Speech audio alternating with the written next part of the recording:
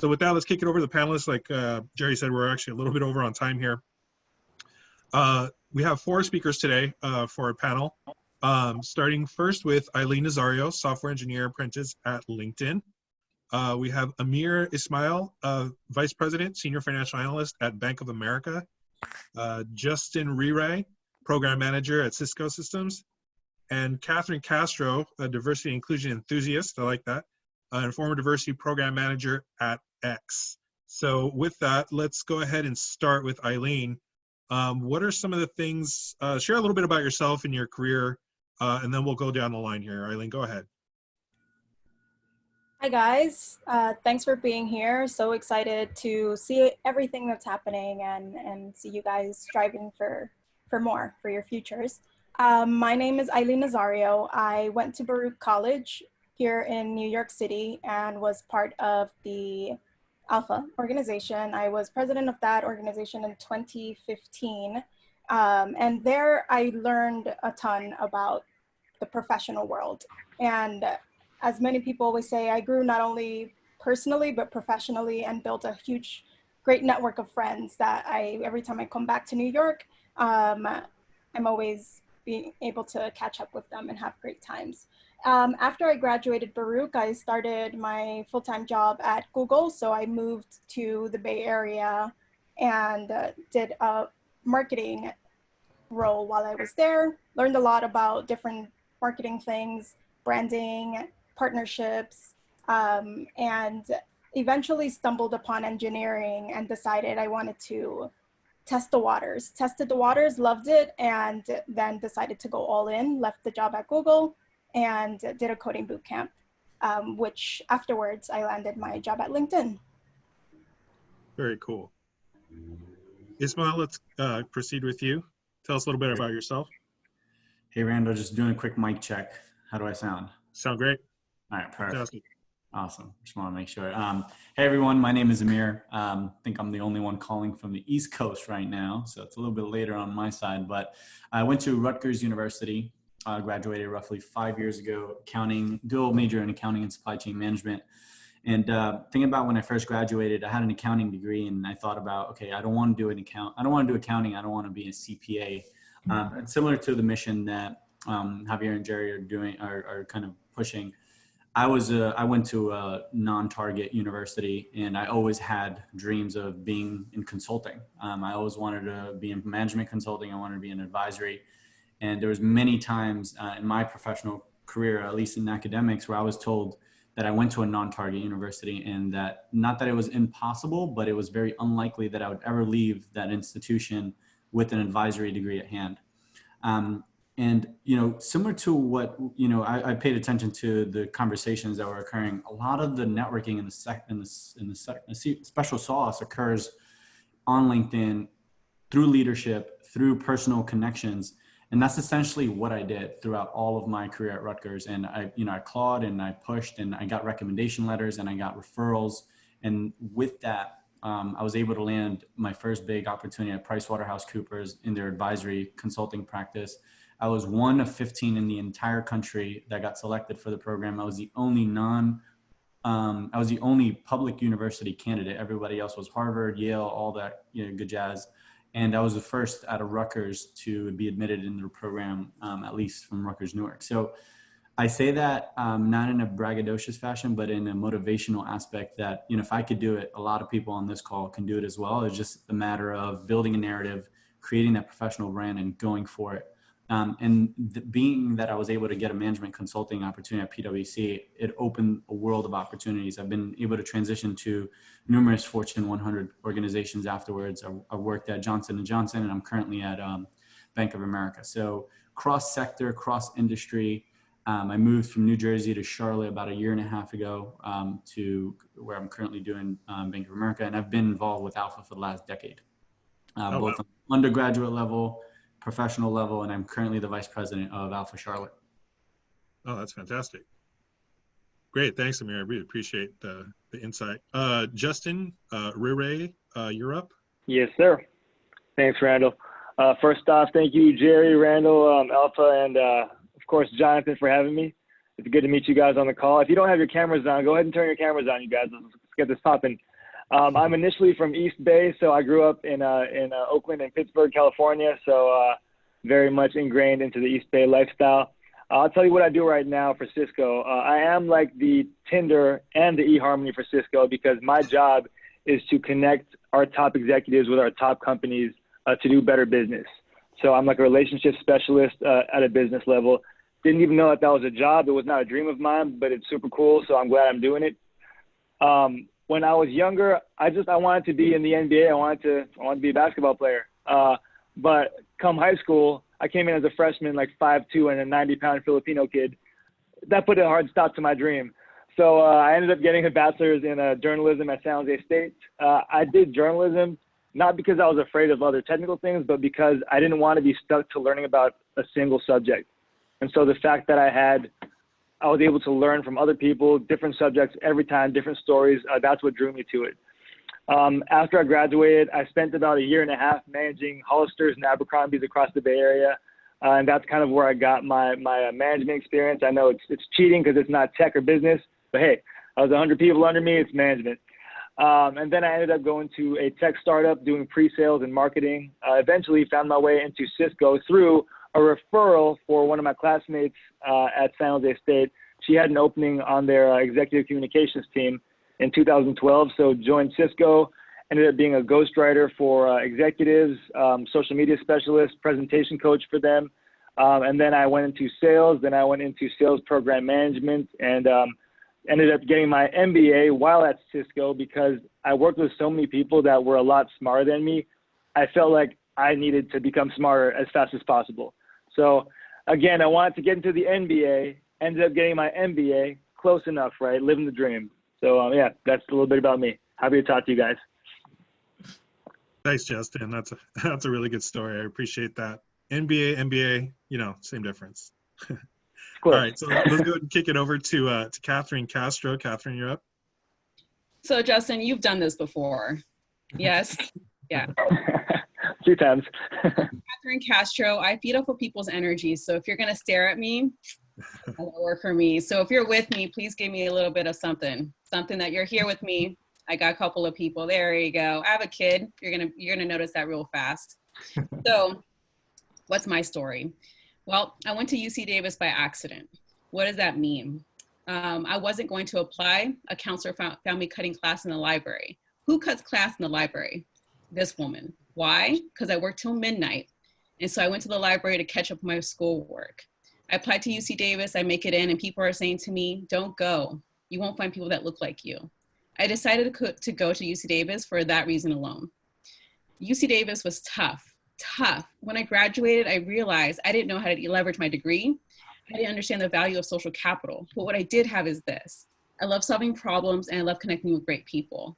When I graduated from UC Davis, I realized I want to fix this gap between college and career. So I went back to get my master's in college and career counseling to serve dominantly underrepresented talent, the underdogs. I love my job at UC Berkeley. I was known as a social justice career counselor. I thought I was going to retire there, everybody. I thought my plan was set. I was done, right? My mother was blessed. She was happy. I retire, you're done. Then a student came up to me and told me she didn't feel like she belonged where she worked. She worked at a tech company.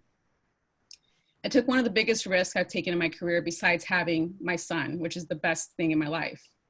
I left my job without another job lined up to pursue my curiosity and take my own lessons that I've been teaching other people and apply them to my own life. I landed at X, the Moonshot Factory. How? How did that happen? Well, you're gonna be sick of saying this. LinkedIn, y'all, LinkedIn, okay? I helped someone 3 years prior. I offered them support for free just to be a friend. 3 years later, they remembered me and have referred me to the position. I'm excited to speak with y'all. I just want to make this an easier process for anybody out there. I'm all about removing those barriers. Well, thank you for sharing. That's a real powerful story. I like the going to UC Davis because no one looked like you. That's really good stuff. All right, so let's go ahead and jump into the questions. And this is kind of along the lines of something Amir touched on. Let's see if we can hear from the ladies, Catherine and Eileen. How do organizations like ALPFA play a role in the advancement of your career and the trajectory of your career? And how did you leverage those groups, either if you served in leadership or as a member? How did that play a role in what you do today? Do we get to choose who's going next? Let's start with you, Catherine. Oh, awesome. Go ahead. Okay.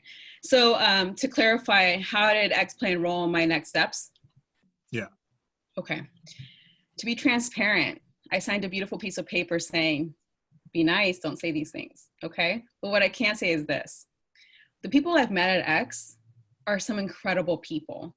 Because of what I see, what work I saw done at X, I'm teaching my son to dream much bigger, much bigger.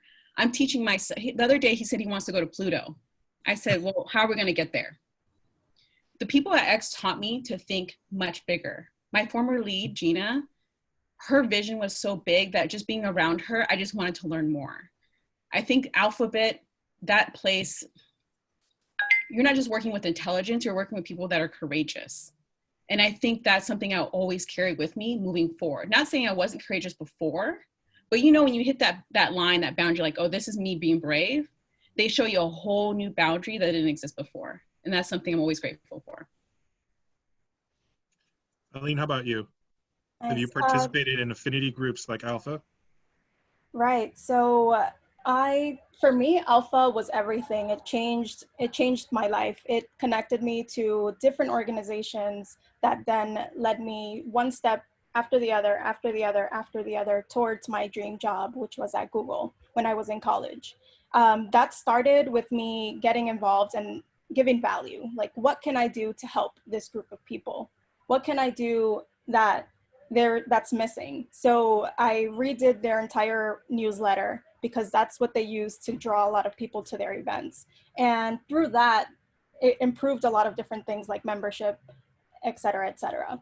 So Alpha, one, gave me that platform to be able to build my skills, creating that newsletter. But then with the network that came from being a part of Alpha and having them see my drive and my ambition, they were then able to tell me about different organizations like T. Howard Foundation for folks in media, like MLT for folks in various different fields, SEO, all of these other career development organizations for underrepresented talent. I heard about them through Alpha, and it just propelled me from where I was, a scared girl in college, trying to figure it out, not sure what was going to happen because no one else in my family had done it, to going to my dream job in a matter of 2 years from the moment I declared it my dream job. That's what Alpha did for me. Well, just to share a little bit of my personal story, I've been involved at Alpha on the professional level, and I definitely felt the need to participate on the student level, because I know everything you were just described, like you graduate or you're approaching graduation, you kind of don't know how or what direction to take it in. And these groups, for me personally, part of the reason I decided to restart my academic career was because of networking and being involved with groups like Alpha, and how they show you just being involved, kind of giving in a selfless way can actually help guide you through kind of the storm that can be your professional life, especially early on. So, I mean, with that, I've definitely made a lot of mistakes. I'm sure you guys have too. What are some of the things what is some of the advice you would give to young professionals networking, trying to launch their career? Let's get some do's and don'ts. I guess, Justin, we can start with you. Sure. Let me give some don'ts. I just have two don'ts. Or sorry, some do's. Let me give some do's first. Number one is that it's not what you know, it's not who you know, it's who knows what you know. So it's very important. People will tell you it's not what you know, it's who you know. You get a referral. But the people that you're talking to, they have to understand what value you bring. Like Aileen said, she was figuring out what was the value she was bringing. If your network does not know how to sell you, then they're not going to think about you when a job comes up in the organization. So you must make sure that every conversation you have, you listen first so you know what your audience needs or where they're coming from. And then before you break the conversation off, that they know what you do, what you're capable of, and what you're passionate about doing in the future. The second thing, write this down, you guys. Hopefully you wrote that first thing down, is you as an individual are a business. You're not just a person, you are a business yourself. And so why are companies created, right? Why do they grow? Why do they continue to exist? Because they bring value and they continue to bring value. And when the value needed changes in the market, they continue to change along with that.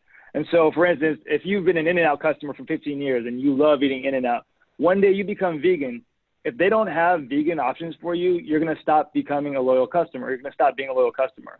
And that goes the same for all of us, is that we can't just be our one brand, our one single linear path of career the whole time.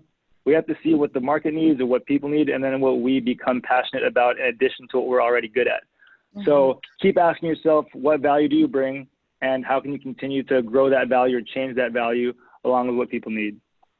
I don't have any don'ts because we just talk about positives here, baby. That's I good. have a don't. Sorry, go ahead. I have a don't. I have one. Okay. Is it okay? Absolutely. Okay. I've witnessed and I've experienced when someone jumps out the woodworks and go, "Don't you remember me?" And it's the first thing that comes out, and it makes me very sweaty. It makes me very uncomfortable. And then I think to myself, geez, I don't even know what to say. And so, and I've also witnessed this happen to other people, and I think it shows a lack of empathy. And so just don't be that person. Another way to approach someone is saying, give them some cliff notes about yourself, about what value you bring. Hey, Jonathan, I met you at the Wonsulting event. I'm really passionate about D&I. I just came from X. Smile. So that's my don't. That's actually, I'll go ahead and vouch for that one. I've pursued a career in peer-to-peer sales, and I've tried that, popping up and saying, "Hey, remember me." That's an exercise in futility. It really is. There's nothing replaces a personal touch. So if you network, keep in touch, you know what I mean? Keep people around, keep them updated with what you're doing. Even if it feels kind of arbitrary, you're actually building a relationship, which is what networking really is. What about you, Amir? Any do's and don'ts for me?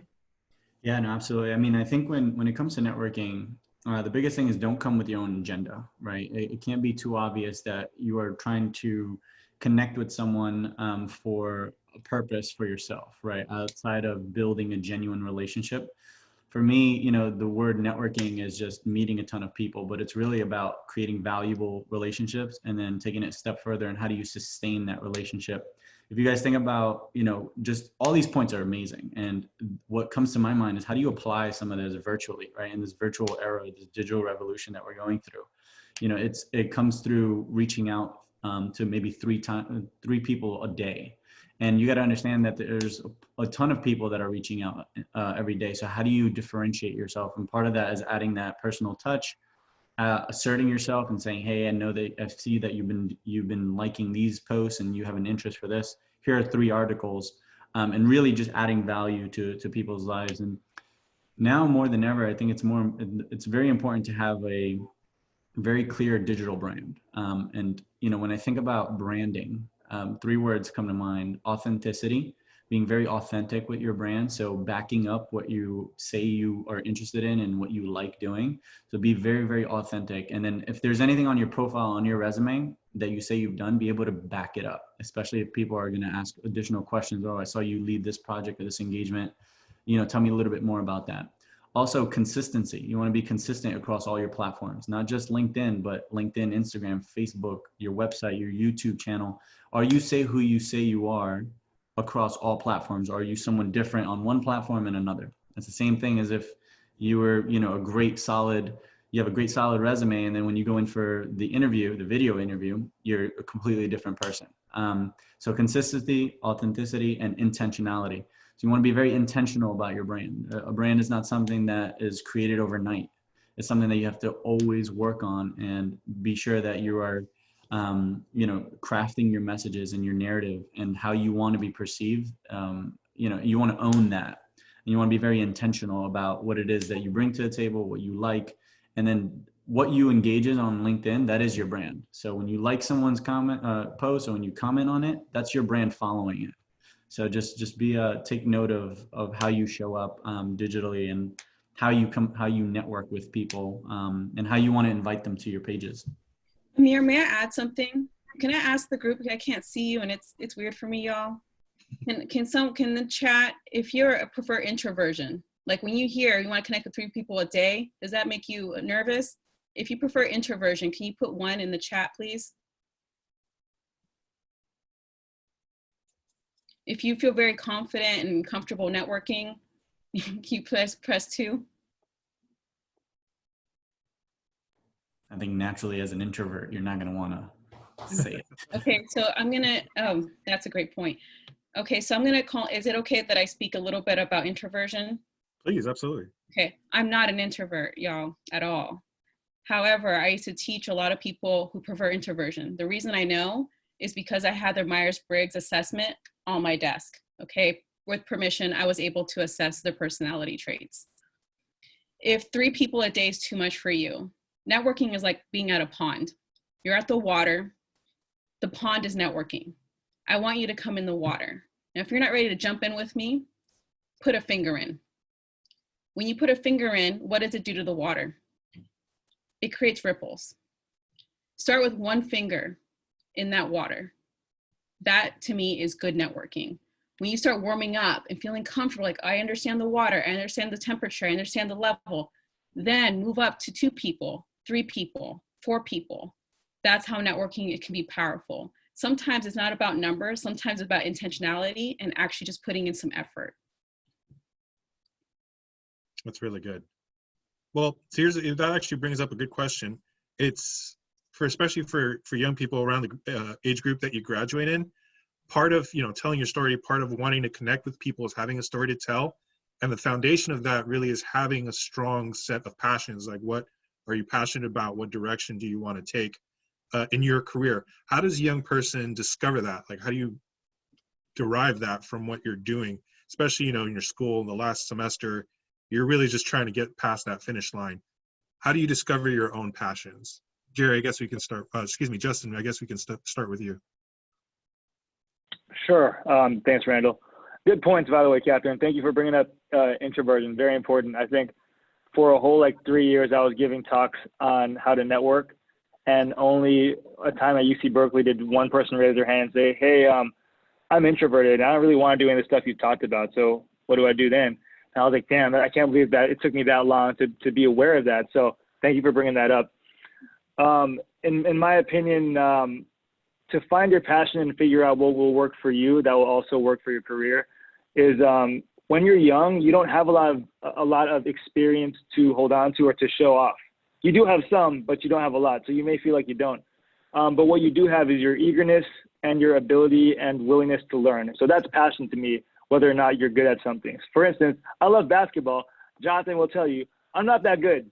So, but it still can put me in a good spot, because when I play basketball, it just excites me to talk about it, to meet people and do that with them. So if you already have a passion or a couple passions, great. See if you can use those for your career, or at least to network, right? So I like basketball. I'm not going to play professionally, but I met Jonathan through basketball, through Cisco, and we met a ton of other people through that. And now I can get jobs because we all trust each other as human beings. If you're still looking for a passion, try everything and try everything twice, as long as it's safe, okay? I don't mean everything, you know what I mean? But try everything twice. And here's the most important part is don't try things alone. Find a friend or a person that is either good at that thing or passionate about that. It will rub off on you if you truly are in a path to enjoy it. If you don't enjoy it, it's okay. You try it twice, you're good. But don't go at it alone, because it's going to be hard to be a first day person, doing it with people that have done it for years. So find someone who's passionate about it and let them be your shepherd or your mentor, and see what you can find there. Sound advice. Any other takers? Your opinion, how does somebody find their passion?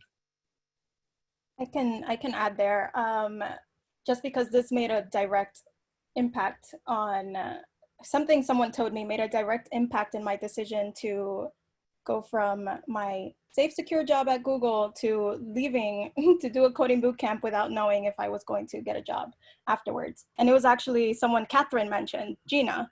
I had one conversation with her, and she changed the way I look at finding your passion. She told me that if, let's say, for example, I'm 17 years old and I've already tried all of these millions of things, and I found something that is really exciting to me, then you know, that's great. But let's say it's taken you some time. She says, one thing that you need to keep in mind is that you have to explore. You have to try something. You have to give something at least 3 months to see, is it for you? And like Justin mentioned, you tried it before, maybe 7 years ago, give it another try if you feel like there might be something there. And the more you keep trying different things, the more you kind of start taking notes of the things that are intriguing to you. What are things that bring you happiness? What are things that make you feel passionate? And continue to follow the things that give you that sense of energy. Mm-hmm. And eventually you'll stumble upon it. And if not, life is a long road, and you will get there. You will get there as long as you keep that intention. I love that. I love that so much. I love working with passion. So I'm gonna keep it really real right now. Are we being recorded? We are, okay. So some people I worked with, and even in my own life, question like, well, will passion get me a house? Will passion get me, you know, that job? Now, some people already want to reiterate the whole basketball thing. I don't play basketball, I watch it. But using your passions to network, y'all, don't be boring. Take up painting, paint something, draw something. So I'm gonna let my dog in. When I connect with recruiters, when I email them, you can laugh at me. It's okay to laugh. I do it and I get attention for it. I send them a little picture of my paintings. What are you doing, Catherine? How are you doing today during COVID? I'm like, I painted an onion to reflect the stinky times. And recruiters always get back to me because I think they're human and they like to laugh and they like to know I'm multifaceted. I like to sketch. I doodle about COVID. I put it on Instagram talking about branding. I had no idea I was branding myself. Thank you for Amir for bringing that to light. The other thing is, you have 24 hours in a day. Pair your passions with your career or have them be both. You don't have to have one or the other. I have a strong friend. She loves to dance. She was very upset. She's like, I'm really good at admin work, but I want to dance. I want to be on stage with lights, but I'm not making enough money. By day, she's admin. By night, she dances. You have so many options.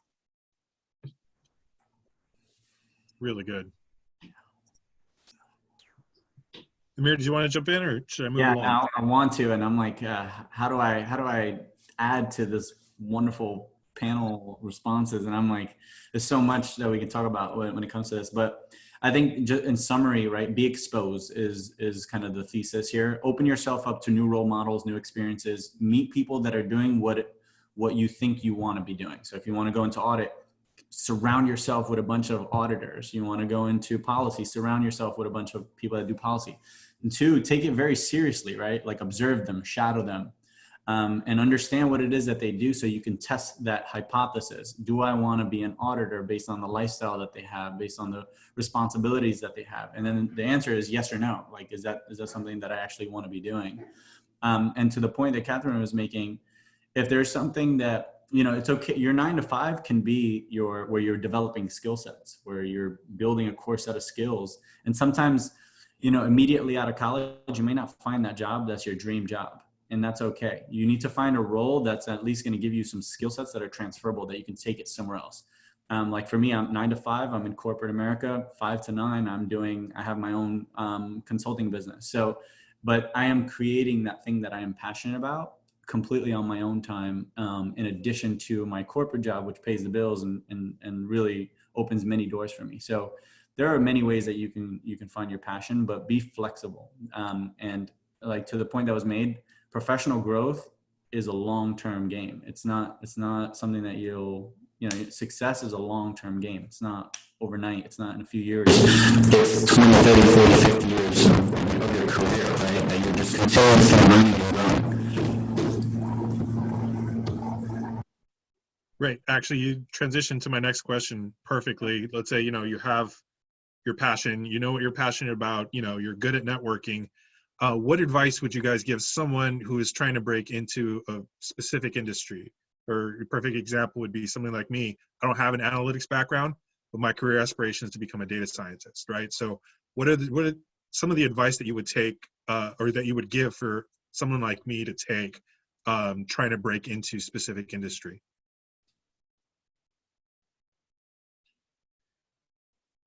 I can jump in if, all right, I'll jump in first. Few steps. Yeah, sure. Few steps here is take classes. It doesn't mean you have to go back to school. You can do online learning. You can do online learning platforms that are paid. You can just do free YouTube classes, which is how I learn probably half the stuff that I learn these days. And then write blogs about them.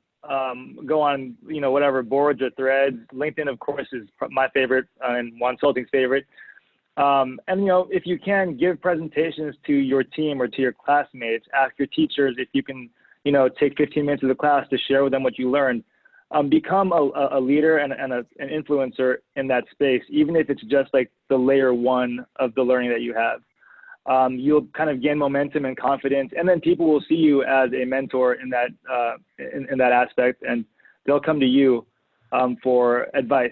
If you don't like giving presentations or writing things, then read things and show up to presentations, attend, and talk to the people that are there, talk to the presenters after. So that's probably for the more introverted folks. And that's it. Once you do those things, apply, get referrals, and hopefully get some good startup, get some startup jobs if you can, or go straight into a big company like PwC or Google if you can. But you definitely have to start slow and put yourself out there. Like I think Amir said it, just be exposed, expose yourself in a good way. Always. Yeah, I'll jump in here as well. I would think about with anything, right? If you want to get into data analytics or technology, whatever it is, you have to think about the story and narrative that currently exists on, on your professional profile, right? Your professional brand, your resume, your LinkedIn.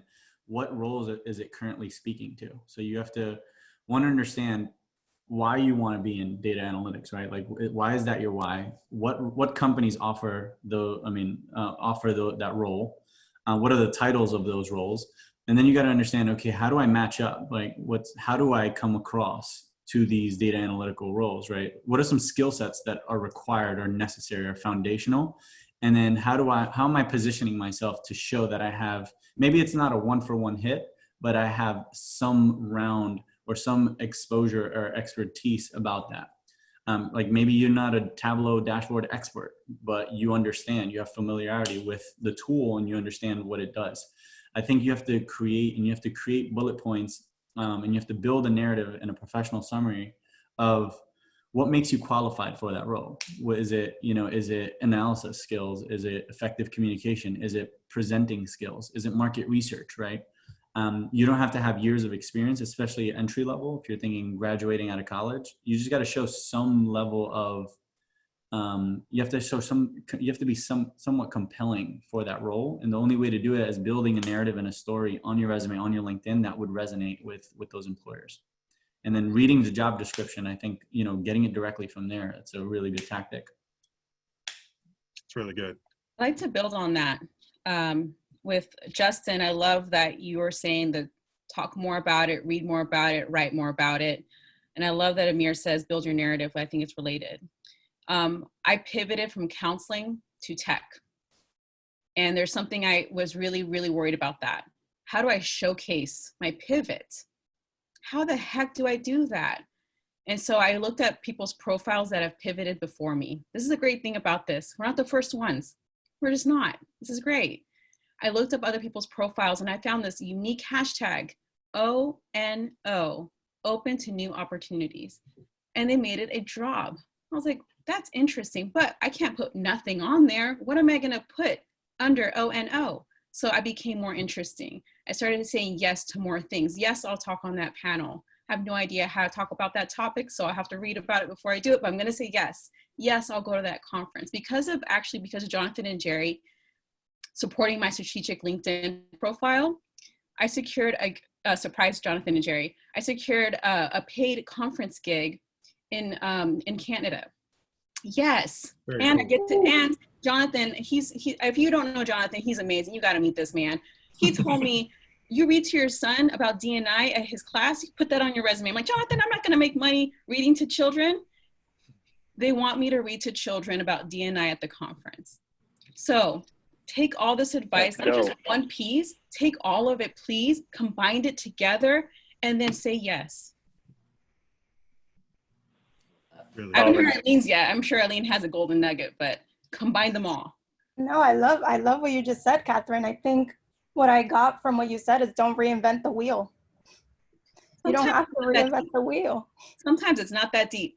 Yes. It's not that deep. Don't reinvent the wheel. There's a proven formula out there. Obviously, we're all unique, so you have to find your way of fitting in. But find someone who's done it, one person who's done it, learn how they've done it. Find a second person who's done it, learn how they've done it. Find the third person who's done it, learn how they've done it. And then, like Catherine said, put that all together and find how you can use bits and pieces of each. Yes, yes. Your own path. Yes, and then I want to share something because Mental Health Awareness Month. I'm all for taking care of yourselves. This is part of career. You can't come show up to work if you're a mess, okay? All right, a nod, please. We're all in this together, cool. When I was looking for work, it was stressful, it was really tough, all right? And I also had a trip booked to Guam. It was a blessing. I'm really blessed for this, especially because we can't travel right now. And when I was at Guam, I had major FOMO of my career. What's Guam have to do with my career? What can I do on the island that shows that I'm still working, I'm still hustling? You know what? It's also okay to travel and combine that with my career because I'm interested in D&I and I get to meet new people on the island and get to know their culture. So anything you're doing in your personal life, you just got to be strategic. How does this relate to data analytics? How does this relate to my boot camp experience? And brand yourself. That's really sound advice. Moving to the last part of this discussion, we've touched on a lot of really good things. I think things that are topics that are tried and true for getting people, young people, ready for what's on the outside. Now, given what's happened with COVID, there's a new little wrinkle, right? Like interviewing becomes virtual interviewing, talking to professionals becomes via email, or FaceTime. Given that reality, what are some of the tips that you would have for somebody that is otherwise a really good candidate, possibly for a role, and not fall into traps during a virtual interview or during things that are challenging because we're not really used to it, right? So what are some of the tips that you would give for somebody graduating into a COVID economy? Justin, you look like you want to answer. I'll let you go, Justin. Oh, well, all right. I thought you were going to go. Oh, I'm excited to go for the talking space. Yeah, I mean, you're good at like building on, so I guess I'll go first because I know you're going to make it better after. I mean, this is just logistical stuff. Since I'm going first, I'll start with the easy or low-hanging fruit here. Invest in a good camera. Make sure your audio setup is solid and have a good Wi-Fi connection. And kindly ask your housemates, whatever your family, your kids, your parents, not to be on Wi-Fi at that time. It seriously has a big difference. Imagine if you were in a one-on-one interview in person and you just stop talking for like 1 second every 2 seconds. The people can't get your true personality. They can't get your knowledge, and they can't hear what you're saying sometimes. So that's an easy thing to say, but seriously, it really matters that you have a good connection. So make sure that you have your whole house prioritized, you getting that job. Catherine, you want to jump in? Sure. I got them. Ready? Okay. Anything you would do in person, do on the camera. Lean in, lean back. Phenomenally Latina t-shirt. Awesome. Also, this is my best tip, okay? All the planning you could do. Can you do that interview with anything that's going to happen? Can you do a webinar with your dog running in the room, even though you closed that door? Can you remain focused? Because when you're applying to many of these companies, they're going to ask, how do you deal with pressure? But if you can't handle pressure in the interview, it's showcasing how you're actually going to deal with it. Now, this is not my style. I hope I'm not going to get judged here. I've showed up to an interview to the wrong building before. And I almost passed out. I was like, oh my gosh, right? And I was like, you know what? Remain calm. I let them know I'm in the wrong building. We can lose time or we can start right now. We started right now on video in a building I wasn't aware of, and I did really well. So you have to be able to adapt no matter what planning you do. Can you adapt and remain focused? Now, some key tips. Put a Post-it on your door. Amazon is popping right now. They will knock and bang on that door and let you know your package is there. Put a kind note with a happy face. Please don't knock on my door. Interviewing. Say interviewing. They're humans too. They don't want to interrupt that. Be creative, know your environment. I had an interview with construction next door. I gave everybody a goodie bag and said, can you not construct for 1 hour, please? I have an interview, with a smile, and they stopped for 1 hour. So know your whole environment, plan as much as you can, and then adapt. Really good tips. I love that. So I guess before we wrap up here, you guys, if to everyone attending, if you have any questions, go ahead and put them in the Zoom call now. We'll address questions here momentarily. Any last little nuggets of advice you would give for new grads entering the workforce? I think one last tip that I'd like to share with everybody, and this is more on the kind of emotional side of the house, is COVID-19 is obviously, it's short term, right? Don't lose hope. Don't lose confidence that this is the way that it's always going to be. Use this time to develop in many categories, right? Like learning a new skill, revamping your professional documents, reconnecting with friends, or even if you wanted to take a different spin and, you know, work on your personal health or your eating habits or anything, right? Like going on long walks. So the point is, a lot of people are, you know, disappointed, or they're losing confidence because maybe their internship got rescinded, or the job market isn't as hot because we are entering somewhat of a recession. Just stay optimistic, right? And continue building on yourself. When this is all said and done, you want to be able to answer the question, what did you do during COVID-19, right? And the answer shouldn't be nothing, right? There should be something that you worked on. So just think about that in retrospect. What do you want to remember that you did during these times? And just, you know, stay optimistic through it all, and you guys will overcome and deliver. And use your network, right? Like everyone on this call, I'm sure that they would serve as a resource. So you're not in it alone. The whole world is going through it together. And that's the interesting time. Like this has never happened before, ever. So I'll just leave it at that. Mm-hmm. Mm-hmm. I'm happy to jump in if go ahead. No, go for it. Sure.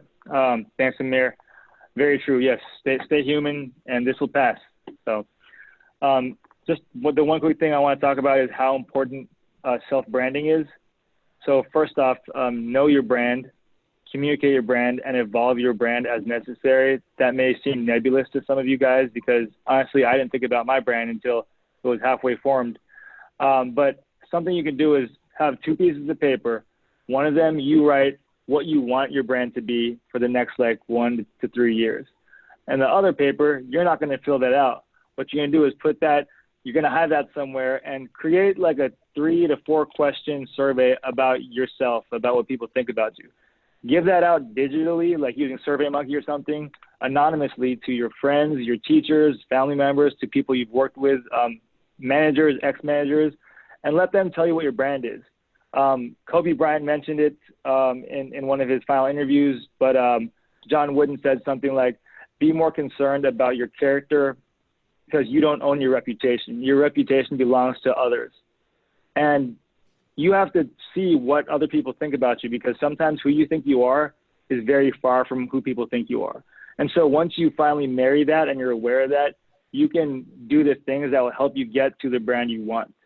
So just do a 360 brand check with the people who are around you, the people you're close to, the people you're not close to, people that you want to be like, and then go from there. Yeah, that's definitely sound advice. One quick little caveat, be ready for criticism, because you're not going to grow if everyone just always tells you what you're doing is awesome. That's going to take an ego check, right? Like to be molded into what you want to become. So if you're going to ask people, get ready. You might have to change some things. Sorry, Catherine, go ahead. Oh, I love that idea so much. Let me tell you a little secret about a 4-year counseling program. That's all that is. They tell you all about yourself and you got to write a paper about it. It was brutal. And something I learned about that counseling program, that it translates to any career. When I don't smile, I look like I'm gonna hurt you. No, that was the feedback I got. And I was like, oh my God, I'm traumatized. How many people feel this way about me? And it took an emotional toll on me. I had to write about it. I'm serious. I had to write a paper about this, of why my nonverbals matter and why I need to be, this is helping me be approachable. So if you're asking yourself, how can I do well in an interview? Y'all got to practice a Catherine face. Okay. Catherine face. Now, I'm real. If I'm having a bad day or I'm having a bad moment, which brings it back to Amir, stay optimistic. Do you know how you stay optimistic during COVID-19? Allow yourself bad days too. I know you're hustling and you're looking for that job. I'm with you. I'm doing that. I asked Jonathan and Jerry what I do off record. Okay. I hustle too. I also realize I need to take a day off. I got to take a day off because I'm a mother first. I'm trying to stay happily married. I'm trying to stay Catherine face. That means I need to take a day off. I need to go for a walk. I need to, just like when you do at a job, which brings me, when you have that job, I want you to stay there. We need you there. When you have that job, also take those breaks. That's how you maintain your optimism. I would like a copy of that form, Justin. All right, looks like we actually have a question in the comment box here. This is for any takers, anybody who would like to answer. How does someone develop thicker skin when not being offered a position? I've made it 3 times the last interview, but I've noticed that I can't detach from the feeling of being rejected. How do you process the rejection?